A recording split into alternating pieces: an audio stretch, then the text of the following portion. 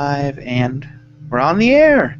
Welcome everybody to the third hour of power. My name is Grady of This Mormon Life, and I am joined again this week with Braxton. Braxton, thanks so much for joining me. Hello, everyone. So, a little bit of honesty here. Our lesson 14 episode got out a little bit late, so you may have already had that lesson and chose not to go back and listen to it. I would encourage it because it was awesome, but if you don't, that's okay. And so for those of you who are here that missed last week listening to it, Braxton, tell us a little bit about yourself and your website. I'm married with two little boys who keep me busy. Been married a little over 5 years now. As far as my website goes, it's a little play on Latin. I studied Latin in high school. And so it's nucendi.com, which is nucendi.com. And I try to focus on teaching others kind of about entrepreneurial topics, if I can say it. And primarily, I'm starting to realize there's not enough education with those type of topics geared towards children. So that's kind of my focus on the blog, is to empower parents and their kids with those sort of topics. Awesome. And Braxton and I work together at Infusionsoft, and Braxton is a workhorse. He gets there before the sun's up, and he goes down when he goes home when he goes down, because we're out in Arizona and it's so hot right now. I try to do what I can. All right. Well, this week we are in lesson 15, and it's on eternal marriage. And in this episode, whenever you have a quorum or a Relief Society class, you're going to have all levels of understanding in that class, and so it's really important that you know your audience. You might have someone who is new to the church, and the only thing they know about eternal marriage is that they had missionaries teach it to them 2 weeks ago before they got baptized. And then sometimes you might have, you might be a high priest, and in the high priest, everyone's pretty well versed in kind of the principle of eternal marriage and what that means as far as being able to be sealed for eternity. In the first section here, it's entitled "Celestial Marriage is the Crowning Ordinance of the Gospel of Jesus Christ." And I think it's important to realize that even though it's a crowning ordinance, it's not the be-all, end-all of our existence. And I'll go into that in a second, kind of more about that idea. But I think about our young women, and a lot of the times in young women, you hear the idea that they are pumped with the idea of getting married in the temple, which is a worthy goal. So I don't think there's anything wrong with that. And so they're continually told to get married in the temple. For young men, we're often told, I know our big dialogue was going on a mission. Then we get to the singles ward, then it's now get married. And so we don't get a lot of the celestial marriage as a young man, but as a singles ward participant, you get a lot of the marriage talk.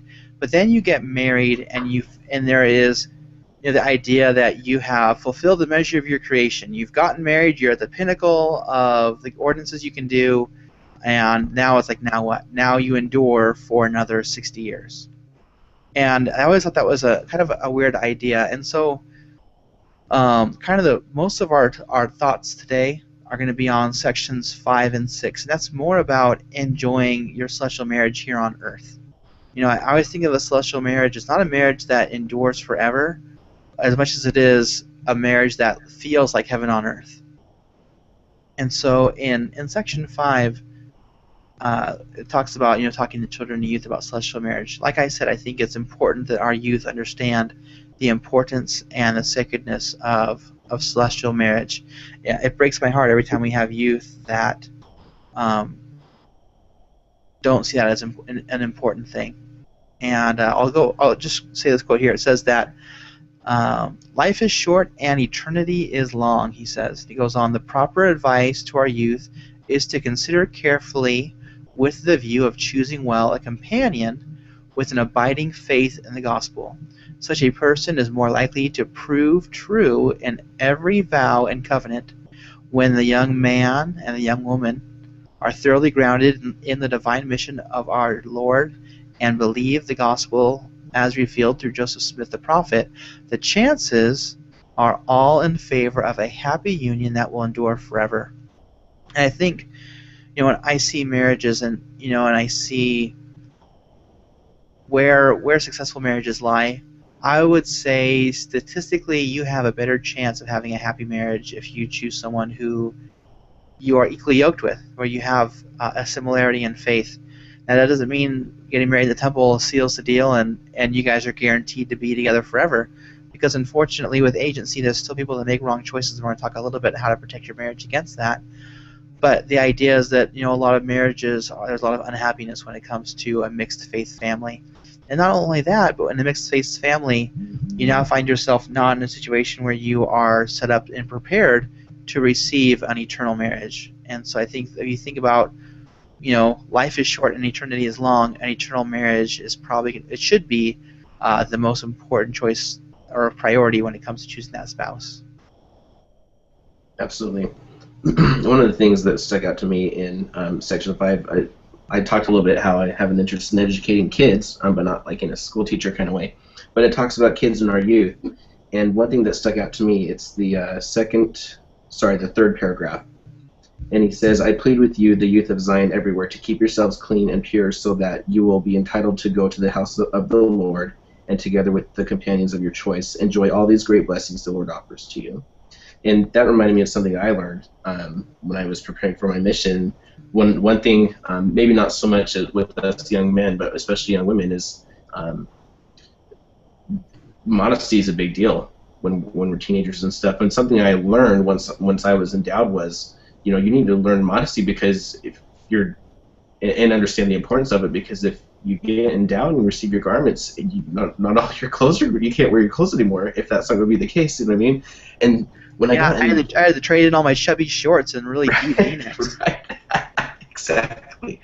But it was so profound to me to walk out of the temple and realize that oh my gosh, if you're going to be able to wear your garments, then modesty is going to be important. And so of course it's an important thing to show our kids that, and that prepares you especially for your marriage in the long run. That's just one more thing to kind of build that foundation in your marriage also.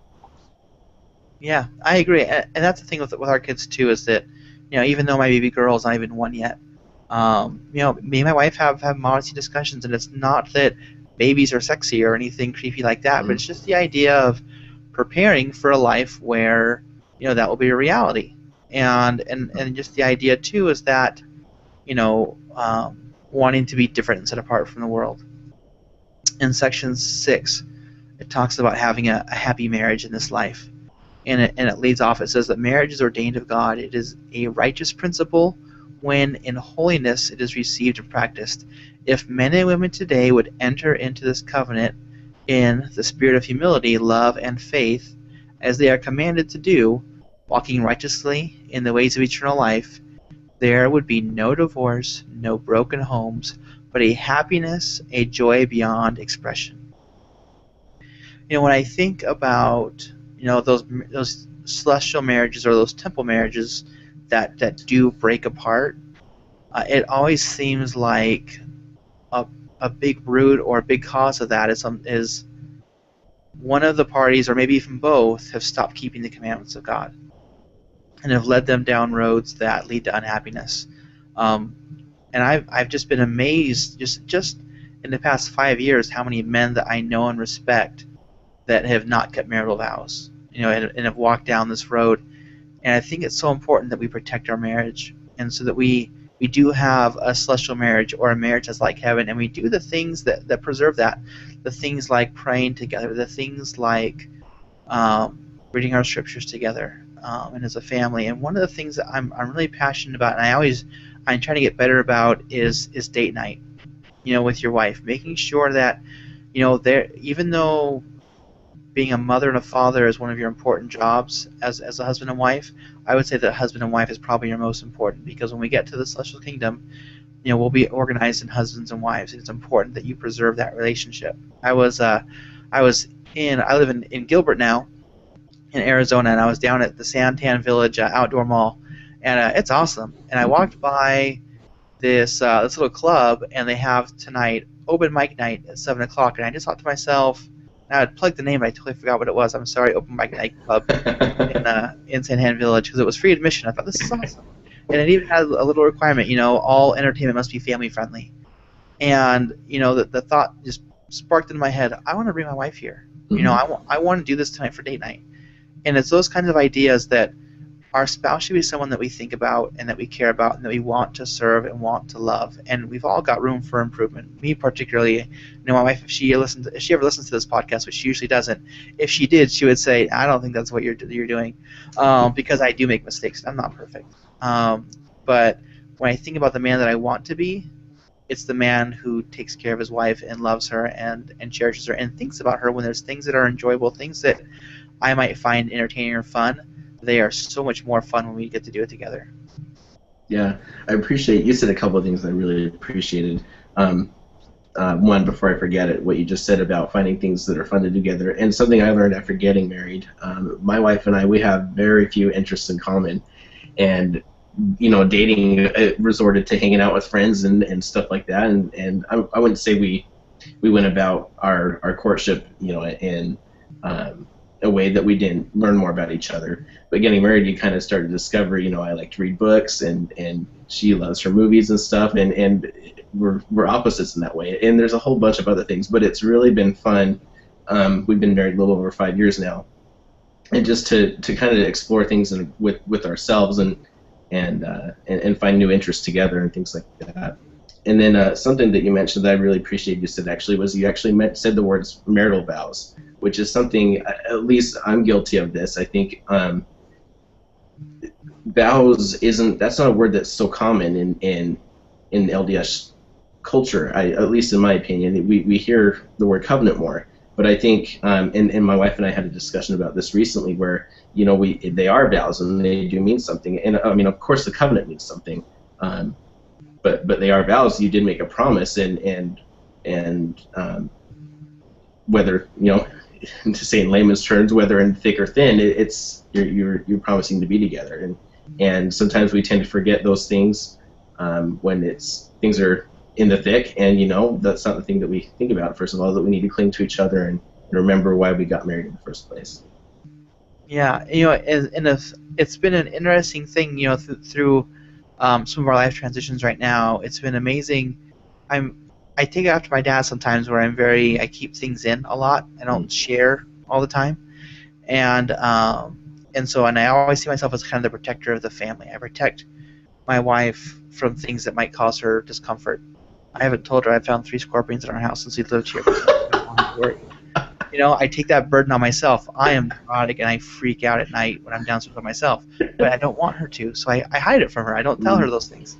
But there are times when I need to realize is that she is my companion, and I need to be able to lean on her when I need strength, when I need help. I need to be able to let her know and let her in to how I'm feeling, and being able to have her be a strength for me, because she's my companion and she's the person I need to rely on. And when we get to the eternities, I don't quite understand everything that we'll be doing together, but I think it's going to be essential that we do it together, and that we are companions and teammates through that process. Yeah, absolutely. Oh, Braxton, anything else you want to add to the discussion today? I think I would just comment on that. I would say within the last year, personally, I think it's become more clear to me really what the marriage covenant means, or even what the vow means. We still barely haven't been married that long, you know what I mean? And we're still learning to live with each other sometimes, and things are definitely, they're not terrible by any means, but every marriage is going to have their little spats and things like that. And I think I'm reminded even more so within the last year just of really what that covenant and what that vow means. And it's interesting when you start thinking about your marriage that way, it just gives you hope, I guess, and it gives you perspective and optimism. No, I agree. Year 5 years, I think we just had 12 years I celebrated. Yeah, I think 12 years. Yeah. And I'm still figuring this whole thing out. And so I figured we've got plenty of time. Take it slow. Don't be in a rush. Don't be in a hurry. Don't worry about it. Don't stress. But there's joy in the journey, to quote Elder Uchtdorf's wife, I guess. There's joy in the journey. And I think that's gonna wrap it up this week. If you've got any ideas about this lesson, or you have any ideas about eternal marriage, I love to hear them. Go ahead and find us on Facebook at This Mormon Life, or Twitter, or Instagram. I don't Pinterest because I'm a guy. But I think I do have a Pinterest page established, so maybe you will find me there, but I probably won't read it. And find out more about marriage. I'm going to give a plug to my friend John O'Decker. He's a friend of mine. We do another page together called Mormons at the Megaplex, where we talk about movies and from LDS perspective. But he is a marriage counselor, and so if you find your temple marriage not quite a celestial marriage, I would say search him out. It's J. Decker Therapy. And he does great work. He's in the southern Utah, but he also does online classes as well. And so I just wanted to plug him, just because I feel so strongly that it's important that we preserve our marriages, especially in our faith, but even outside our faith. If you just stumbled upon this YouTube clip and wonder what it was, what Mormons think about eternal marriage, we think it's important for everybody. So seek him out. You'll find great joy. And I think that's just about it. So I'm going to wrap this up. So, on behalf of Braxton, I am Grady of This Mormon Life. That's www.this-mormon-life. If you want to know why I always the W's, go to my Facebook, and I'll tell you about it. And so visit there at This Mormon Life. I'm all over the place. Also, our benefactors, This Week in Mormons. They are fantastic, funny guys, Jeff and Al. They talk about Mormon news things, casserole recipes. And it's a good time. Their website talks about some really deep issues that are taken as from a light and approachable angle. Also, Sunday School Bonanza. So if you find us on iTunes, or you listen to us on YouTube or on Stitcher, take a moment right now, get out your phone or get on your keyboard, just leave us some comments or a review. It really helps people know about what we do and share the love a little bit. We really appreciate it when you guys do that. And it also gives us so much more encouragement, and it makes me want to make sure I'm getting these content on time. We were a little bit late last week, but it helped when I had someone else say, hey, I really appreciate what you're doing. Make sure you guys keep it up. And I was like, I better get this done because people like it, and I appreciate it. So thank you so much, Braxton. Thanks for joining me. Thank you. Appreciate it. All right. We'll see you guys next month. Bye, everyone.